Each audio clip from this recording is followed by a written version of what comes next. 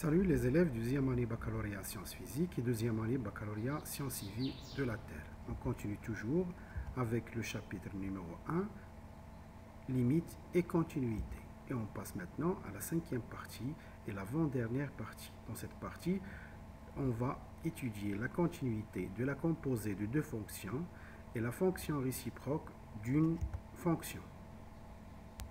On commence. Continuité de la composée de deux fonctions. La propriété, soit f et g, deux fonctions numériques.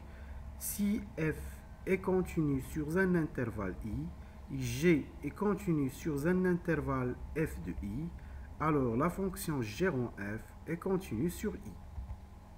Par exemple, si on veut étudier la continuité de la fonction h sur son domaine de définition dans les cas suivants. Le premier cas, h de x égale cosinus x au carré moins x plus 2. Cette fonction est la composée des deux fonctions f et g telles que f de x égale x au carré moins x plus 2 et g de x égale cosinus de x. On va vérifier cela. On a g rond f de x selon la définition de la composée, c'est g de f de x. Et puisque g de x c'est cosinus de x, alors g de f de x c'est cosinus f de x. On remplace f de x par sa valeur et on va trouver cosinus x au carré moins x plus 2 qui est h de x. Alors, h est la composée des fonctions g suivies par f. Puisque f est une fonction polynôme, alors elle est continue sur R. Et g, elle est continue sur f de r. Donc f de r, c'est un intervalle qui, bien sûr, ne peut pas être inclus que dans r. Donc g est continu sur f de r. Cela veut dire que h est continu sur r selon la propriété précédente. On passe maintenant à la fonction h de x qui est la valeur absolue de x au carré moins 1 au cube. Bien sûr, h est la composée de deux fonctions f et g telles que f de x c'est x au carré moins 1 et g de x c'est la valeur absolue de x au cube. On va vérifier cela. G rond f de x c'est g de f de x qui est, puisque g de x est la valeur absolue de x au cube, alors g de f de x c'est la valeur absolue de f de x au cube. En remplaçant f de x par sa valeur, on va trouver h de x. On a f est continu sur R, et g, bien sûr, parce que f c'est un polynôme, et g est continu sur f de R, ce qui va nous mener, selon la propriété, de dire que g rond f qui est h est continu sur R. Maintenant, on propose la fonction h de h telle que h de x égale racine de x sur 2x moins 1. Bien sûr, h est la composée des deux fonctions f et g telles que f de x c'est x sur 2x moins 1 et g de x c'est racine de x. Toujours on va vérifier cela. G rond f de x c'est g de f de x. G de x c'est racine de x, alors g de f de x c'est racine de f de x, ce qui va donner racine de x sur 2x moins 1 qui est h de x. On a f est continu sur chaque domaine de son domaine de définition, chaque intervalle de son domaine de définition. Le domaine de définition de f, c'est moins infini 1 demi, union 1 demi plus l'infini. Donc en particulier, il est continu sur 1 demi plus l'infini. Et on a g, il est continu sur l'image sur f de 1 demi plus l'infini. Alors, h est continu sur l'intervalle 1 demi plus l'infini. Résultat, si la fonction f est continue, est positive sur un intervalle i, c'est un résultat très important parce qu'il facilite le travail sur la composée et nous donne des résultats très intéressants. Si f, une fonction continue, est positive sur un intervalle i, alors la fonction racine de f est continue sur i. Donc pour montrer qu'une fonction qui contient une racine, par exemple racine de f, pour qu'elle soit continue sur un intervalle i, il suffit que f soit continue sur cet intervalle et ce qui est à l'intérieur du racine est positif. Cela nous permet de dire directement que racine de f est continue. Si f est continue sur un intervalle i, alors les fonctions f à la puissance n et la valeur absolue de f sont continues sur l'intervalle i sans condition.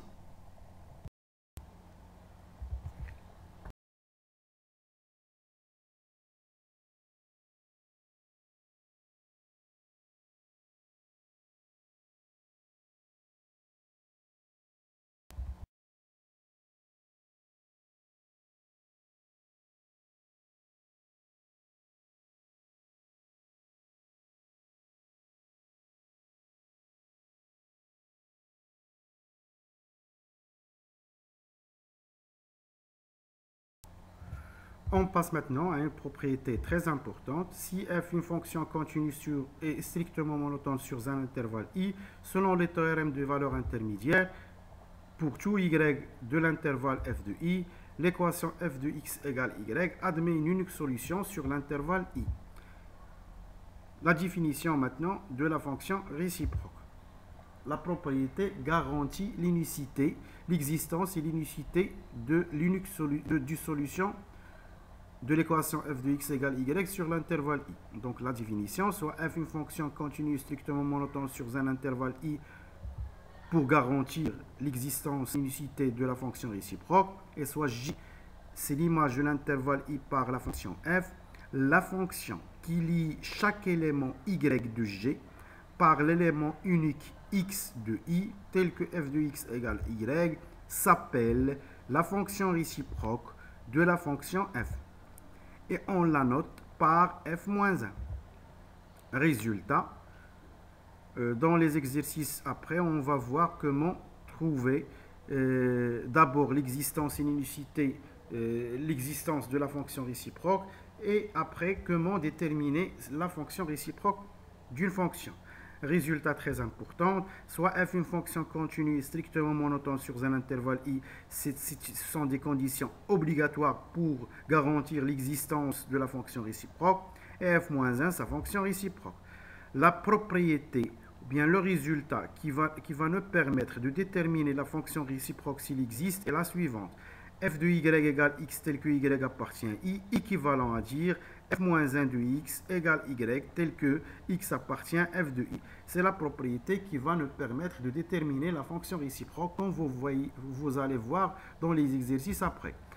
Le deuxième résultat, quel que soit x appartient à i, f-1 rend f de x, ça veut dire la composée de f-1 suivie par f de x égale x, et quel que soit x appartient à f de i, f rend f-1 de x égale aussi x. Donc la composée de deux fonctions, de la fonction et sa fonction réciproque, nous donne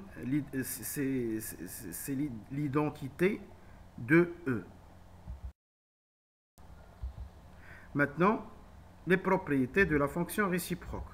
Si f une fonction continue strictement monotone sur un intervalle i, et f-1 sa fonction réciproque, alors f-1 est aussi continu sur f de i.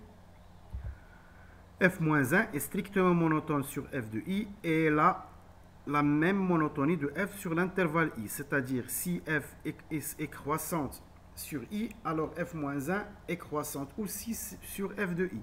Et si f est décroissante sur i, alors f-1 est aussi décroissante, mais c'est sur f de i.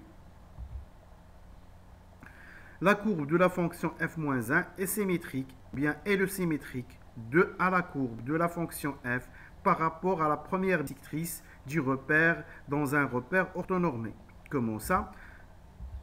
La première bisectrice du repère dans un repère orthonormé est la droite d'équation y égale x, c'est-à-dire la courbe de la fonction réciproque sera toujours symétrique par rapport à la droite d'équation y égale x dans un repère orthonormé. Pour bien comprendre cela, vous voyez ces courbes. En rouge, c'est la courbe de la fonction f. Pour tracer la courbe de la fonction réciproque à partir de la courbe de la fonction f, il suffit de tracer la droite d'équation y égale x qui est en bleu ici. Et par symétrie, on trace la courbe de la fonction f-1. Donc si on a la courbe d'une fonction f, on pourra à partir de cette courbe de tracer la courbe de la fonction réciproque facilement. Il suffit de mettre la symétrie de cette courbe par rapport à la droite d'équation y égale x. Un exercice pour bien comprendre cela, soit f la fonction numérique définie sur l'intervalle 1/2 plus l'infini par f de x égale racine de 2x moins 1. Premièrement, on va vérifier que la fonction f est continue sur l'intervalle i. Bien sûr, on va appliquer la propriété ou bien le résultat de la racine de f. Puisque pour montrer que racine de f est continue, selon le résultat précédent, il suffit de montrer que ce qui est à l'intérieur du racine est continu et aussi positif. La deuxième question, on veut montrer que la fonction f a une fonction réciproque définie sur un intervalle j à déterminer. Pour qu'une fonction f admet une fonction réciproque, il y a deux conditions. La première condition, f doit être continue sur cet intervalle, et la deuxième condition, f doit être strictement monotone sur cet intervalle. Puis, on veut déterminer f-1 de x pour tout x appartient à j en utilisant le résultat qui est avant f de y égale x tel que y appartient à i équivalent à dire f-1 de x égale y tel que x appartient à j. Après, on va tracer la courbe de la fonction f à partir de la courbe de la fonction f-1 à partir de la courbe de la fonction f. Ici, f c'est une fonction usuelle, sa courbe est évidente selon ce que vous avez vu en tronc commun. Donc il suffit de tracer la courbe de la fonction f et déduire la courbe de la fonction f-1. Maintenant, on commence. On a cette fonction de x-1 est continue sur l'intervalle 1/2 plus l'infini. Il est même continu sur R puisque c'est un polynôme. On veut en particulier, il est continu sur l'intervalle 1/2 plus l'infini. Puis, on a 2x-1 est strict et positif sur l'intervalle 1/2 plus l'infini, puisque x appartient à 1/2 plus l'infini, ce qui veut dire que x est supérieur ou égal à 1/2, ce qui veut dire que 2x est supérieur ou égal à 1, alors 2x-1 est supérieur ou égal à 0, ce qui veut dire que f est strictement, elle est continue sur l'intervalle i. Donc les deux conditions sont vérifiées. Ce qui est à l'intérieur de la racine est continu sur cet intervalle et aussi positif sur cet intervalle, ce qui nous mène à dire que f est continu sur l'intervalle i. Maintenant, on va passer à la deuxième question. On veut montrer que f admet une fonction réciproque. Les deux conditions sont f doit être continu, puis strictement monotone. Continu est déjà vérifié. On montre qu'elle est strictement monotone. Pour cela, on doit calculer la dérivée de f. F est dérivable sur l'intervalle 1/2 plus l'infini. F' de x, la dérivée de racine de f, c'est f' sur 2 racines de f. C'est une propriété déjà vue en première bac. La dérivée de racine de u, c'est u' sur 2 racines de u. La dérivée de racine de 2x-1, c'est 2x-1' sur racine de 2x-1. Ici, 2x-1' c'est 2. Sur 2 racines de 2x-1, on simplifie par 2, on va trouver 1 sur 2x racine de 2x-1 qui est positif. Ce qui veut dire que f est strictement croissante sur l'intervalle 1/2 plus l'infini. Ces deux conditions nous permettent de dire que f admet une fonction réciproque définie sur l'intervalle j qui est f de i. Pour calculer l'image de l'intervalle 1/2 plus l'infini, puisque la fonction est croissante, il suffit d'entrer f de 1/2 et la limite quand x tend vers plus l'infini de f de x. On met ici f de 1/2, on pourra aussi mettre la limite quand x tend vers 1/2 plus de f de x, mais puisque la fonction est déjà définie en 1/2, alors on pourra tout simplement poser f de 1/2. f de 1/2 c'est 0, et la limite quand x tend vers plus l'infini de f de x, c'est plus l'infini, donc c'est l'intervalle j. Maintenant, on veut déterminer f-1 de x. Pour déterminer f-1 de x, on applique le résultat déjà vu avant. f de y égale x tel que y appartient à i, équivalent à dire f-1 de x égale y tel que y appartient à j. On commence par f de y égale x, équivalent à dire racine de 2y moins 1 égale x. On enlève la racine, ça va donner 2y moins 1 égale x au carré. Alors 2y égale x au carré plus 1, ce qui veut dire que y égale x au carré plus 1 sur 2, qui est f moins 1 de x. Maintenant, on va tracer la courbe de la fonction f, puis la courbe de la fonction f moins 1 à partir de la courbe de la fonction f. Ici, en rouge, la fonction f, c'est une fonction usuelle, sa courbe en rouge est évidente. On trace la droite d'équation y égale x, puis par symétrie, on trace la courbe de f-1 par rapport à la droite y égale x, par symétrie par rapport à la droite y égale x. Donc, la courbe en rouge est évidente selon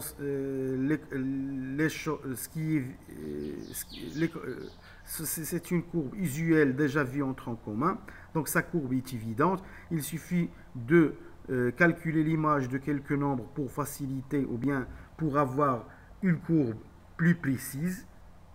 Puis on trace la droite d'équation y égale x. Pour tracer cette droite, il suffit d'avoir deux points de cette droite. Si on donne à x1, y c'est 1. Si on donne à x0, y c'est 0. Donc il y a deux points qui sont 0, 0 et 1, 1. On trace la courbe, la droite qui est en noir. Et par symétrie, on trace la courbe de la fonction f-1.